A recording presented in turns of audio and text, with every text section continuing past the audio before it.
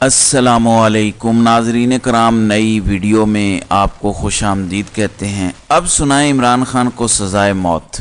एक पिंजरे के अंदर बंद करके जेल के अंदर अदालत लगा के जज अबुल हसनात जुल्करनैन का जो मंसूबा था कि इमरान खान को सज़ाए मौत सुना दी जाए, जल्द से जल्द इमरान खान को फांसी के तख्ते पर लटकाया जाए या फिर उम्र कैद की सज़ा सुनाई जाए या फिर इसके ज़रिए मुल्क छोड़ने पर मजबूर किया जाए, ब्लैकमेल किया जाए या फिर इमरान खान को भुट्टो की तरह लटका कर मुल्क के अंदर इंतशार फैलाकर इलेक्शन ही मुलतवी कर दिया जाए, और अगर इलेक्शन मुलतवी नहीं होते तो फिर मार्शल लॉ की राह ही हमवार की जाए।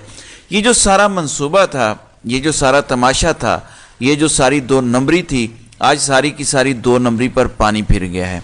क्योंकि मंसूबा तो ये था कि ग़ुलामी कर लो, अमेरिका के ग़ुलाम बन जाओ। यानी एक वज़ीर आज़म होते हुए अपनी कौम को ये भी नहीं बता सकता कि मेरे मुल्क को धमकियां मिल रही हैं, मेरे मुल्क को ग़ुलाम बनाया जा रहा है, मुझे हटाने के लिए इस तरह की साजिशें हो रही हैं। और जब वो कौम को बताए तो इस तरह से प्रेजेंट करो कि जैसे उसने एटमी राज भारत को दे दिए हैं, जैसे उसने इसराइल को एटम बम बेच दिया है, उसने संगीन गद्दारी की है, लिहाजा उसको लटका दो क्योंकि उसने तुम्हारी ग़ुलामी का पर्दा चाक किया है, तुम्हारे मकरू चेहरे नंगे किए हैं। बहरहाल वो सारा मंसूबा नंगा हुआ और नंगा होने के बाद अपने अंजाम को पहुंचा है। इसमें बहुत सारे शर्मनाक किरदार थे। ख़ास तौर पर इस शर्मनाक मंसूबे में chief justice Islamabad high court Aamir Farooq का बड़ा किरदार था।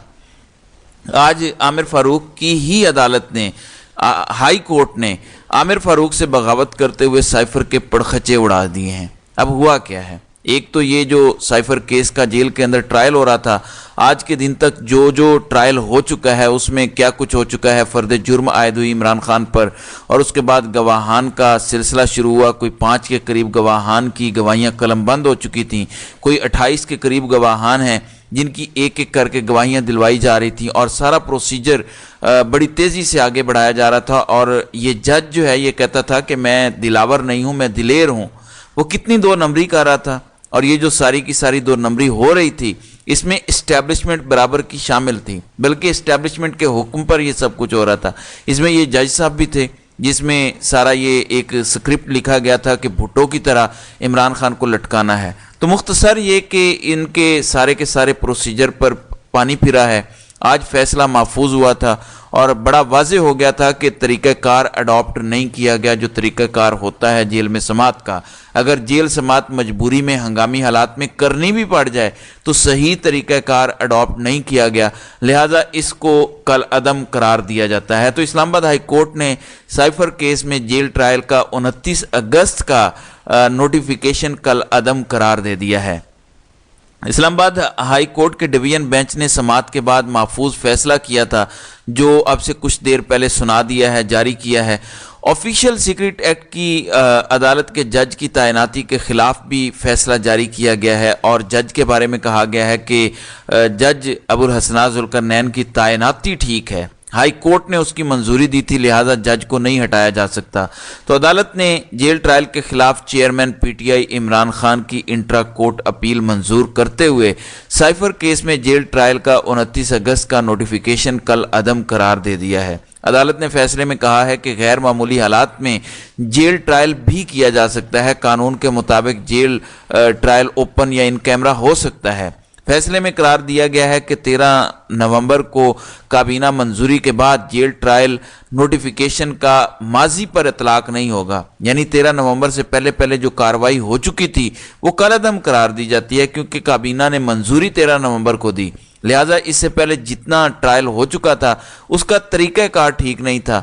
अब नाज़रीन इकराम होगा क्या, एक तो जो फ़र्द जुर्म थी और वो जो सारा का सारा प्रोसीजर था वो इलीगल करार दिया गया, लिहाजा अभी तक ये केस ज़ीरो है। साइफर इस वक्त ज़ीरो हो चुका है। अब दो तरीके हैं, एक तो यह है कि इमरान खान को खुली अदालत के अंदर पेश करना पड़ेगा, जिस तरह से कोई भी अदालत होती है उस अदालत के अंदर मुलजिम को लाया जाता है, वकला पेश होते हैं, सहाफ़ी पेश होते हैं, एक जिरा होती है। अब साइफर के अंदर तो है कुछ नहीं, इन्होंने सीक्रेट लगा के बहुत सी भोंगियाँ मारी, फलां सीक्रेट है, इस पर बात नहीं हो सकती, ये खुफिया है, वो खुफिया है।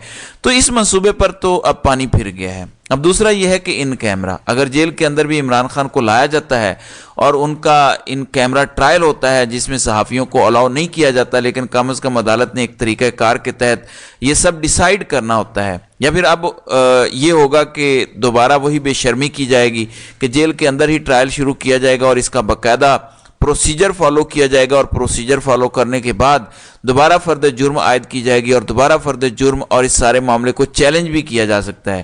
یعنی دوبارہ یہ جو کچھ ہوا تھا، یعنی یہ جو پچھلے 3-4 مہینوں کے اندر ہوا، 15 اگست کو غالباً سائفر کیس کے اندر عمران خان کی گرفتاری ڈالی گئی تھی، تو 4 مہینوں کی جو اسٹیبلشمنٹ کی محنت تھی، آج اس ساری کی ساری محنت پر پانی پھر گیا ہے۔ اب سب کچھ زیرو ہو چکا ہے، اب ان کے پلے اور کوئی ایسا کیس نہیں ہے۔ ان کا یہی منصوبہ تھا کہ سائفر کے اندر سیکرٹ ایکٹ لگا کے کسی نہ کسی طرح عمران خان کو لٹکا دیا جائے۔ ان کا ملٹری کورٹس کے اندر بھی ٹرائل کرنے کا منصوبہ تھا تاکہ ملٹری کورٹس کے اندر اپنی مرضی کی سزا سنا دی جائے، اور جب تک عدالتوں سے وہ سزا کا عدم ہوگی تب تک الیکشن کا وقت گزر چکا ہوگا، معاملات بڑے سیٹل ہو چکے ہوں گے، نواز شریف کو ہم وزیر اعظم بنا چکے ہوں گے۔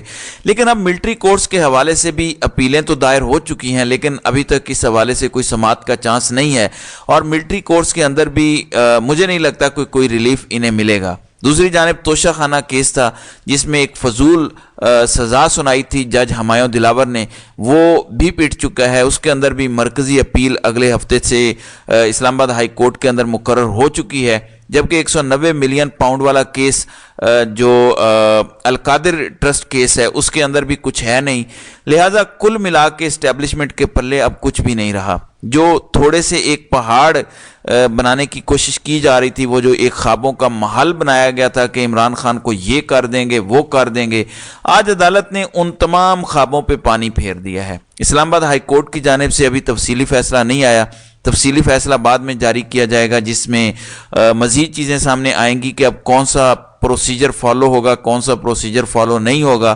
اب تک بظاہر جو کاروائی ہوئی ہے اس کو نل اینڈ وائڈ کر دیا ہے، یعنی زیرو کر دیا ہے، جیل ٹرائل کو کالعدم قرار دیا گیا ہے، اوپن ٹرائل کا کہا گیا ہے۔ اب اس کے بعد ہوگا کیا، یہ چیزیں اب جیسے ہی اسلام آباد ہائی کورٹ کی جانب سے تفصیلی فیصلہ آئے گا تو اس میں پتہ چلیں گی۔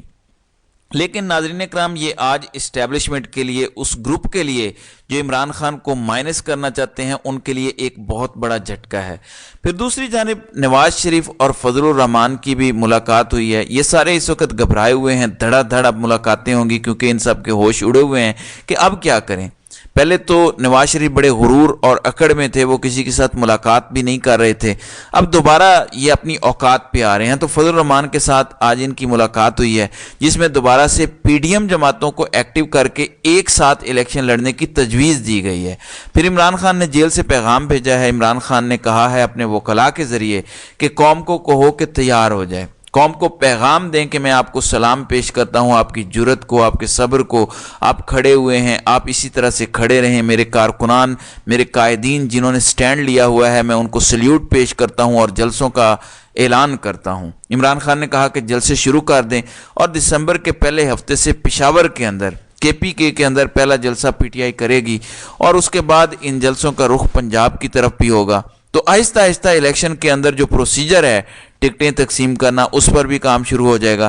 تو عمران خان نے باقاعدہ اپنی قوم کو کہہ دیا ہے کہ میں ڈٹا ہوا ہوں، میں ڈر نہیں رہا، میں کھڑا ہوا ہوں، آپ بھی کھڑے ہو جائیں اور الیکشن کی تیاری شروع کر دیں۔ تو بے شک اللہ تعالیٰ جسے چاہتا ہے عزت دیتا ہے۔